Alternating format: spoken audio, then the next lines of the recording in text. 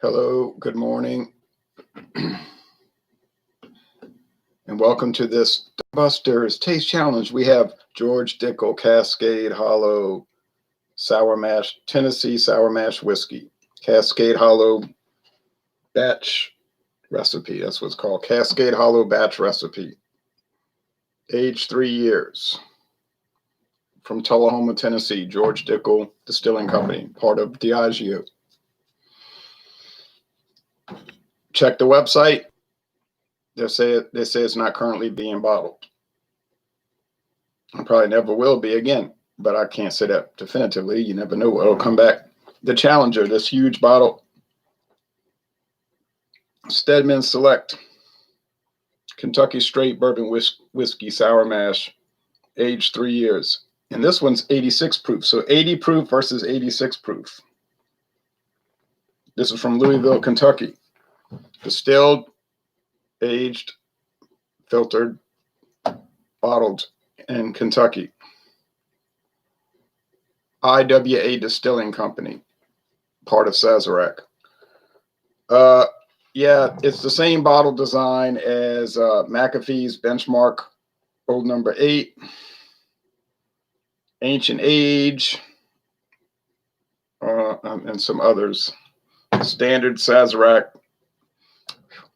Hair on my nose. Jack Daniel's Mimic bottle. If you notice, Jack Daniel's a few years ago went to sharp edges on their bottle. It used to be rounded like this, with the same kind of like shoulder ribbing, but lower neck ribbing. But I think they wanted to differentiate themselves from all the copies, so they went to sharp edges, sharp corners. And then the other companies did not. Maybe because of the expense. I don't know. Funny thing I noticed 2 days ago is that the George Dickel is not listed as straight bourbon. It just says Sour Mash Tennessee Bourbon. So it had me wondering if it was ever a straight Tennessee whiskey, a straight whiskey, or was it always just a whiskey? It doesn't have to be a straight bourbon or a straight whiskey to be sold, you know. Let's see. No, I'm looking under the wrong thing. I'm looking under theliquorcollection.com. They have a lot of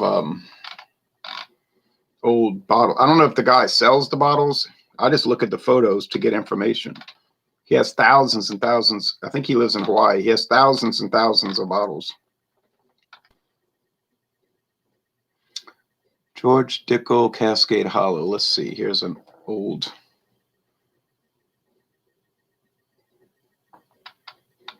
It's an old bottle, and it's black and gold instead of the red one I have. Just going to try to see if it says, ain't nothing better, George Dickel Sour Mash Whiskey. Cascade Hollow Distillery, okay. They all say that. Aged 3 years, okay. Old-fashioned Cascade Hollow Batch Recipe. George Dickel Tennessee Sour Mash Whiskey. 80 proof. So it looks like that was always the case. Wasn't straight bourbon, straight Tennessee whiskey. But we'll check. Check the back side of the label. I don't have it on screen share. They don't let you do screen share on Google Hangouts anymore. No, same thing as the red label. Let's see.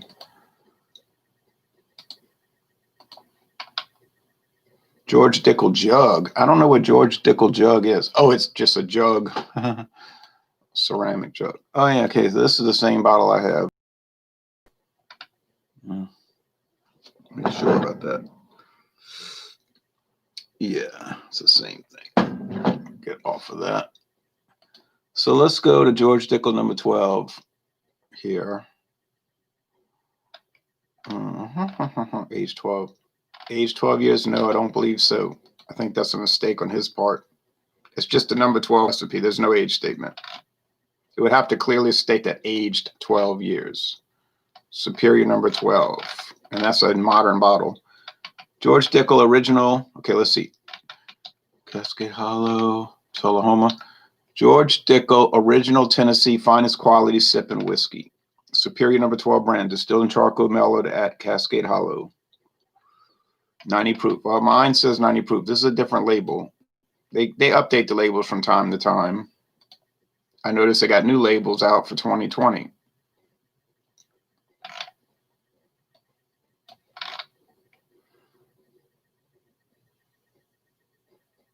Talking about the spring water. Jennifer Bacchus, whoever that is. Okay. So it doesn't look like it was ever a straight whiskey, just a sour mash whiskey. No big deal. If it tastes good, fine. If it doesn't taste good, not fine. Daryl Macias, good morning, Ronald. Good morning to you, Daryl. Okay, so now it's time for the taste challenge. I think that Stedman's is going to win. Now, Stedman's is cheap. Cheap. $19.46 divided by 1,750 milliliters times 1,000. 11.12. Well, it wasn't as cheap as the Dickel. The Dickel was $8.99 for this whole liter bottle at Discount Depot. $8.99 for a liter at Discount Depot. Convenience store, but really liquor store on United States Highway 90 business route in Marrero, Louisiana, on the lower part, the service road part, because it's elevated at that area at that stretch, an elevated expressway. So great deal. You won't see that deal. And they don't have any more. I mean, I went back and it's gone. I mean, they only lasted a couple of weeks or a week. No, something like that's not going to last. So this was 1946. I saw it yesterday at Walmart, day before yesterday, $19.46 for this 1,750 milliliter, but still not as cheap because I converted it to a liter and it's $11.12 for a liter, which is still extremely cheap. Forgot I had it built-in pourer. Trying to spill. Let me pour some back. I don't want that much. I have to get my towel. Okay.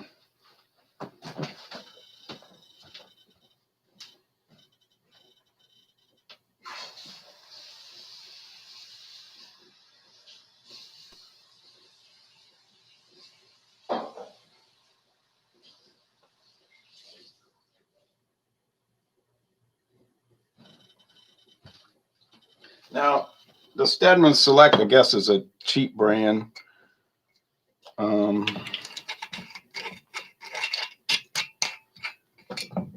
But I mean, to get a whole bottle like that for 1946, can't beat it. Not really.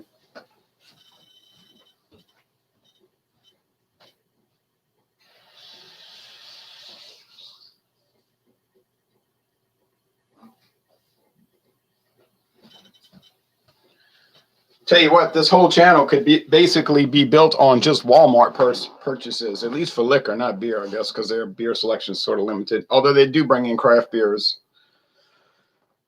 But for liquor, I would never run out, because what I'm going to do, I can't drink it all that fast. You got a slow roll on that. Yeah, I mean, you could keep testing stuff, but then you're going to wind up with a whole house. You're going to have to rent a house just for the liquor. It becomes counterproductive. Still have a little too much. So, but I go over there. They've got so much bourbon and Tennessee whiskey.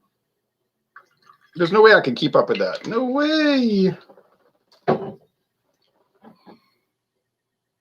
Okay. Got it. Water. Okay. So it's a little too much, but and then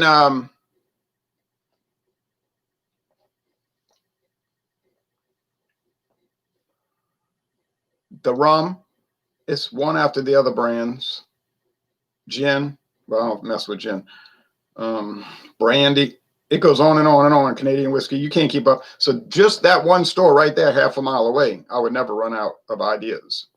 And it's going to be such a slow progression that I would never keep up because they would constantly change. If anything shows any kind of stagnation, they yank it off the shelf. I mean, it doesn't last.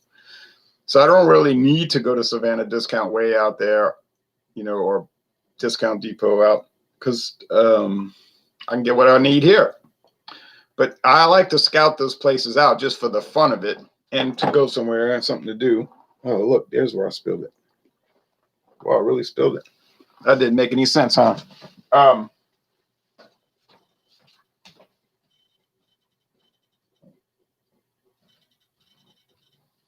Plus, you can find crazy quilt deal there, you know, crazy deals. $7.99 a liter for bourbon.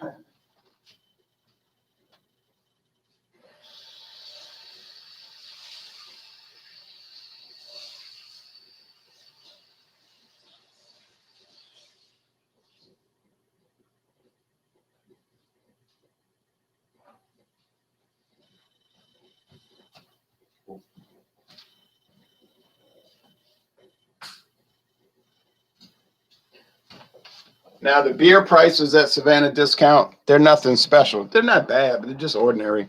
So you wouldn't make an effort to go out there for that. And I've seen some stuff on the shelf that's monstrously out of date, 2 years out of date, beer. And they're like, oh, no, that's not correct. It's not out of date. I say out of date. I know how to read these labels, so I didn't bother with it.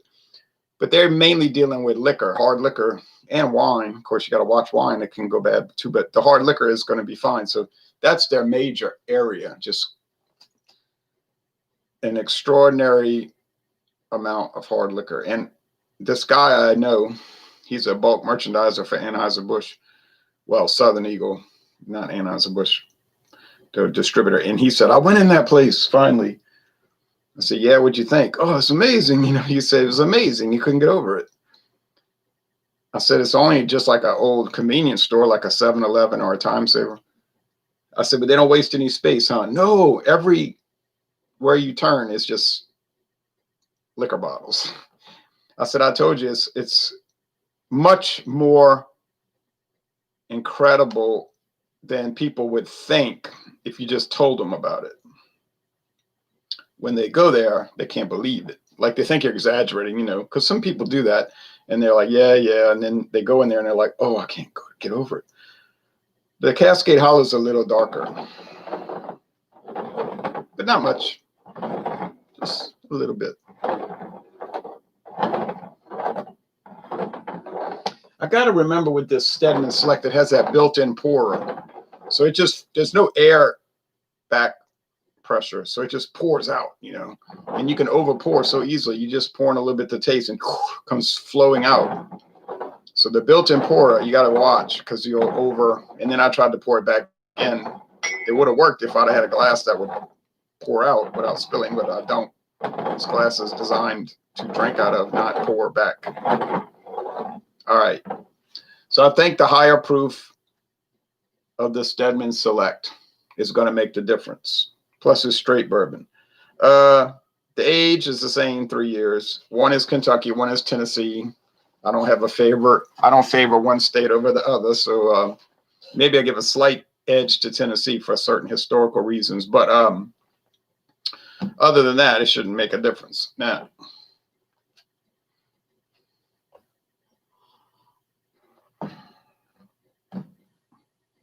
they're both sour mash, so that shouldn't be a factor. They both have that sourdough bagel thing going. I think they'll have that. I just think the proof is going to make a difference. 43% alcohol versus 40. It's close, but I think it'll make a difference. This smells like regular old bourbon, you see. Sweet, vanilla, corn, like sweet corn or corn syrup. You know, that's be sweet. Even Cairo, it has that vanilla added. Cairo syrup, you know, it's corn syrup, but it has vanilla added to give it more flavor. That's people cook with that. But this has the vanilla aroma, like from the wood, the oak. People will say oak has a vanilla. So it's kind of along those lines, not really. And then there's some floral. It's sort of like what the U.S. government says. It's whiskey and it smells like whiskey. You say you should never describe something with the description. You know, don't say milk smells like milk. The beer smells like beer. The whiskey smells like whiskey. Well, that's actually what the U.S. government says. Bourbon whiskey is required to have the flavor and aroma commonly associated with whiskey. And you say, well, what is that? It's an unwritten description. And they're going to use that thinking whatever a reasonable person would consider whiskey. So it's just it's the idea that it's general knowledge. You know what I'm saying? That no one has to tell you what chocolate tastes like. No one has to tell you what whiskey. That's the line of thinking the US government's using. So if you tasted the whiskey and it tasted like gin, then it wouldn't be a legal product. It's actually required to smell and taste like what you generally associate with whiskey. All right, this smells like the Dickel. And what I mean is it has an unusual aroma. It's a nuttiness, but not an off-putting one. What do you say about this? Maybe like a sugar cube and walnut oil. And then I don't know. It's so unusual that it's almost indescribable. But I've talked about this, and I think that's what's. At first, I was getting it wrong, like I wasn't differentiating with George Dickel, but I started getting a taste for it. Not to say I liked it. I actually liked it less the more I tasted it, but where I could recognize it. And so far, I think that's the Dickel with its strange qualities, the Cascade Hollow batch recipe, and I think that's the Stedman Select. Now, there's a new George Dickel bottled in bond with that cobalt blue label, 100 proof. It's pricier than the others. Will I ever buy it? I don't know. I doubt it because there's so many things I want to look at, and the bonded 100 proof whiskeys aren't really my kind of thing. Too strong. They taste good and all, but to me they're too strong. And then when you get those barrel proofs, 114, like the old Granddad 114 and Elijah Craig 137 proof, it's like, I'm not saying the flavor is bad. I'm just saying it's disgusting to me based on the high alcohol content. It's repellent. I know other people say, oh, you're not a man. I drank it. It's nothing to me. I wanted to tell the guy, you're like 7 foot tall and you weigh 400 pounds. Okay. Guy I know that works at a refinery. And beyond that, drink what you want. If you want to drink 137 proof, I told him flat out, it's too strong for me. I'm not saying the flavor is bad. It's just too strong for me. I don't like it. 80 proof, nice. 86 proof, still nice. 90, good, but getting kind of like the upper edge of what I want to taste. All of this is personal preference. I don't know why people are definitive in this.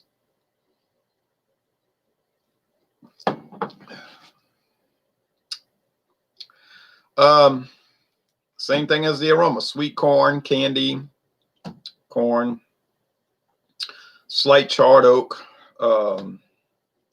generalized whiskey flavor, moderate finish. It doesn't taste like 86 proof though.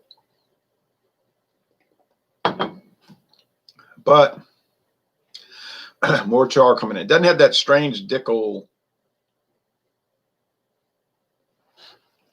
oddity, strange oddity, right? Fantastic Voyage.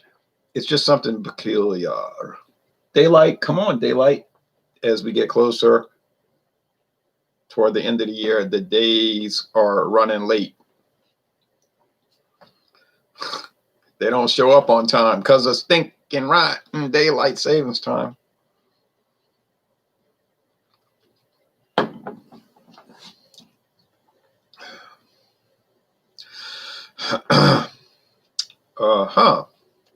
Well,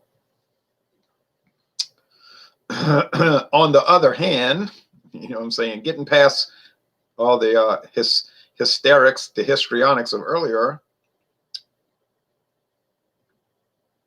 this one tastes stronger. More wood, more char, and a stronger alcohol presentation. It just tastes like an 86 proof whiskey, which is what almost all the whiskeys used to be. Look at your old advertisements from the 50s, 60s, 70s, even 80s. They all like 86.6 proof. 86.6. That was like the standard number I noticed. Cuddy Sark, Johnny Walker, George Dickel, Jack Daniels. Well, it used to be 90, and so on. They were all stronger than this. 86.6 proof. That's 43.3. All of a sudden, everything's dropped to 80. I don't have an experience from those days. My friend David will complain, don't you notice how it's all weaker now? Because when I was drinking whiskey in the early 80s, it was stronger, it had more body, it was more character.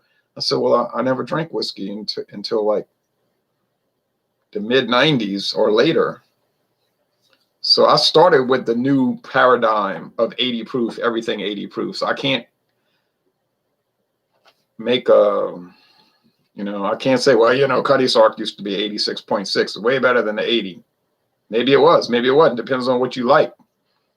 Did they do it for cheaper to save money? Or was it done because they did market studies and found out consumers preferred milder products? This I do not know. But I can only go with what I'm dealing with at the present time. All right, same thing like the Catholic Church. People say it was so much better before Vatican II. Don't you agree?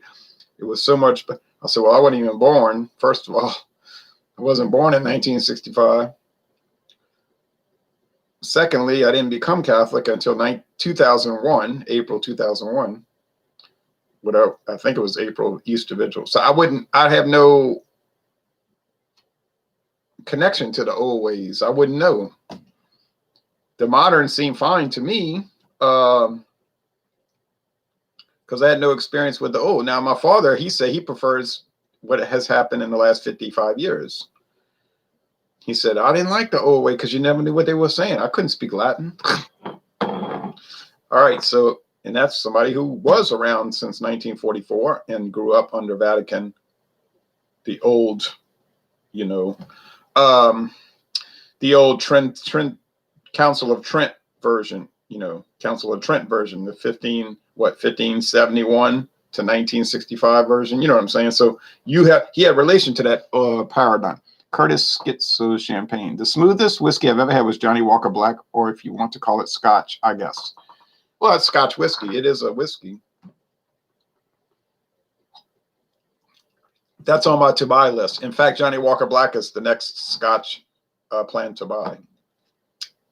But I got some backstock. Got the John Barr and some other stuff. I want to get Pinch. I want to get the James Buchanan Master. I want to get Buchanan's 18-year. I want to get Buchanan's Red Cap, but that'll cost me some money. Okay. I got it now. I had it 10 minutes ago. This is the Cascade Hollow. Why? I can just tell it's lower proof. And it has kind of that mushy taste. You say a mushy taste. Makes no sense. I know, but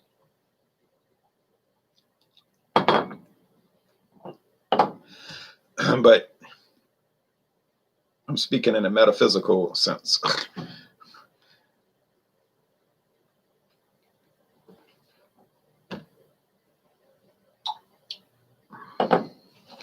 Yeah. Clearly stronger, higher proof, more char, more oak, more wood. It's like Kentucky straight bourbon whiskey. Straight bourbon. That one, man, that's the key to the riddle right there. I realize it's not straight whiskey. So that means what? It's probably being aged in used barrels. Used wood barrels. Oak. Is that a crime? Is that a sin? Is that a bad thing? No. That's just what Diageo chooses to do. No big deal. But it can't be straight whiskey. There's Scotch around the world. Great Scotch whiskeys that are aged in used barrels. It's all about the configuration, the recipe, how you want to set it up, establish it. The George Dickel 12, same thing, just says sour mash whiskey. Doesn't say the word straight on there. And if it was straight, they'd say it. You know what I mean? They're going to say it if it is. Just like the Stedman Select. It is, so they're mentioning it. Now I'm curious about the whole George Dickel line. If any of it's straight whiskey, not that it wouldn't really matter. It still could taste good and be quality and enjoyable sipping whiskey, as they say. But it just might be a thing that'll tip you off if you do a blind taste test that it's not straight whiskey, which would have a stronger, if they're aging it in a new barrel, new charred oak, have that stronger char flavor, you see. And I think that's why the George Dickel has a denuded charcoal flavor, because it is not going to pick it up because it's a used barrel. Okay. Got nothing to do with the year. It's aged 3 years. The minimum requirement for straight whiskeys, but 2 years. All right. So there you go. There you go. Makes you wonder. Okay. But it might have been the case since 1870. You know what I'm saying? Since 1870, Dickel might have just been aging their stuff in used barrels. And the Jack Daniels, always new barrels. Never before used virgin charred oak barrels. And they always say straight Tennessee whiskey. The things you learn when you do a little adventure. Okay, so the winner. Well, I have to say Stedman Select is the winner. Is it greatly superior? Is it some fantastic, comparison contrast? No. But I do believe it's better, and it's worth the extra few dollars. Assuming I got it right. So I'm going to look at this. If it says CH Cascade Hollow, then I'm wrong. Oh, so terribly wrong. But I don't think it's going to say that, and I don't think I'm going to be wrong here at dawn. Yeah, there's daylight coming in to play. Barely. Okay, here it is. Cascade Hollow. Did I mix the glasses up when I pushed them to the side? I pushed them over to the side, and I forgot to do let's taste. But I'm going to remember the taste.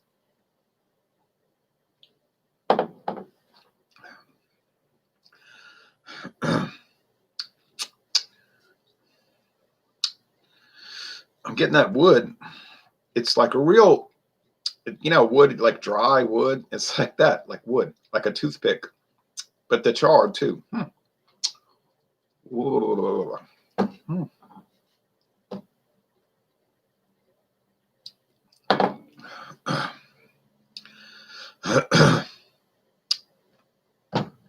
No.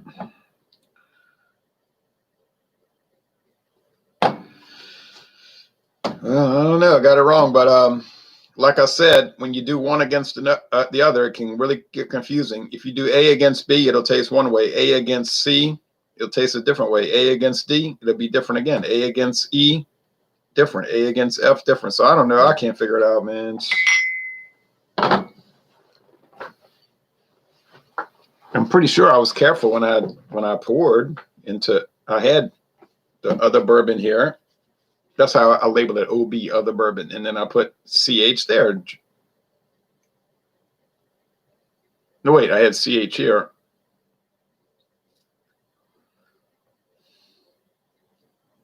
Because I poured the Dickel first. I don't know.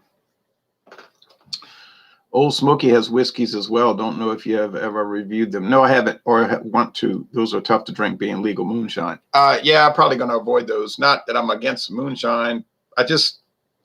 All moonshine is unaged spirits.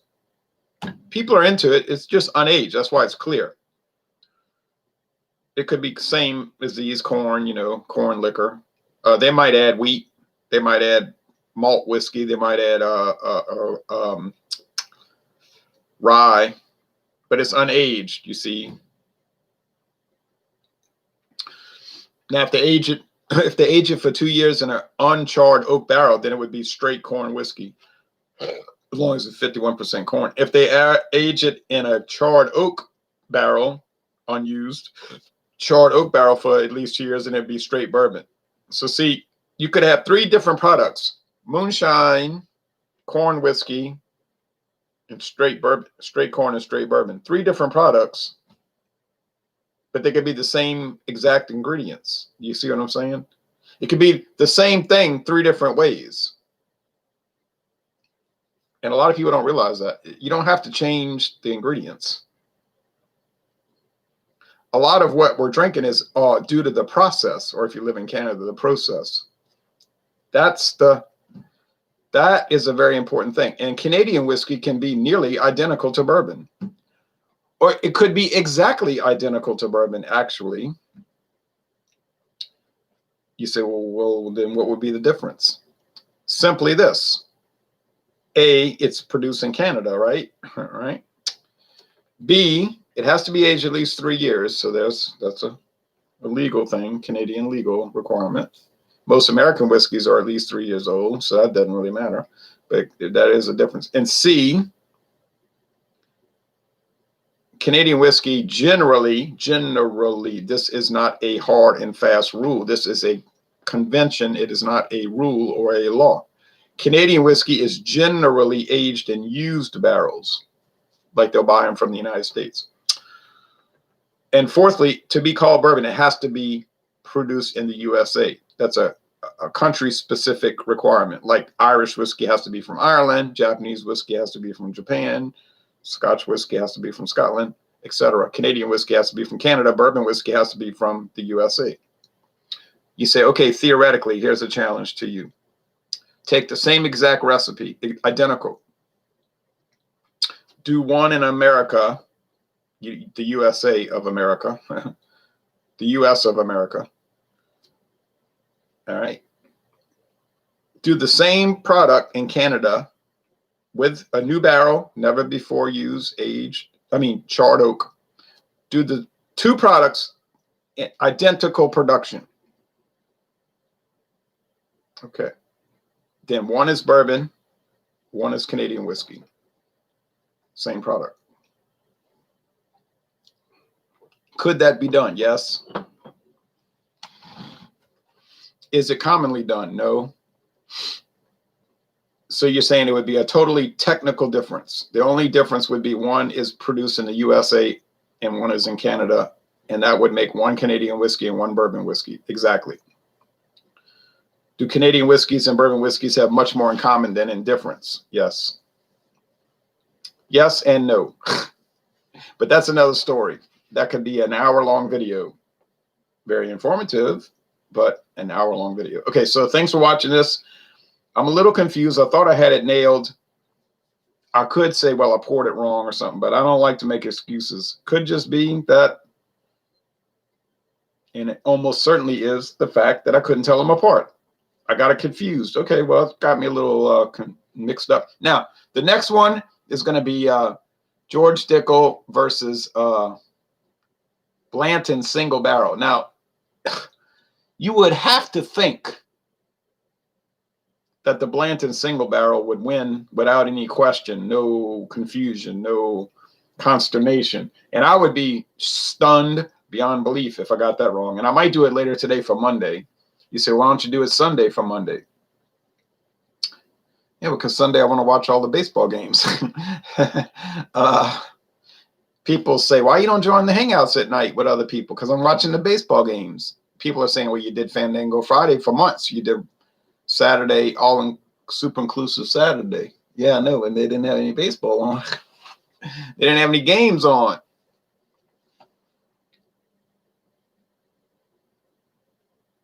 Now they're on. I know it's no crowd, but I still want to watch them. Okay, just stumbled onto here. Good morning, mate. Mark the Dark. Mark in the dark. Hello, Mark. Well, thanks for watching this failure of a taste challenge, but oh well, that's the risk we take when we go live. Doesn't always work out. But it was very interesting trying the Dickel and the Stedman Select. It was very interesting to me. You might have been bored to death, but it was interesting to me to talk about those differences. I love talking about these legal differences and these qualifications of what makes what. It's fascinating, actually. To me, you might, like I say, you might say, oh, spare me the misery. I can't stand talking about all these technical details. I understand. But anyway, later today, very strong possibility that later today, it'll be the Monday challenge on Thursday. Now, Saturday will be for Saturday and Sunday will be on Sunday. But Monday for Thursday, Thursday for Monday. and it's going to be the closeout, George Dickel versus Blanton's. And I'm going to intentionally be overconfident in that because I just think it's too much of a divergence. A $60 bottle versus a $9 bottle, you just can't imagine that it would be close. These two, they're on par. I mean, they're both cheap and you can buy them at Walmart and like, you know, no big deal. All right, thanks for watching this video production.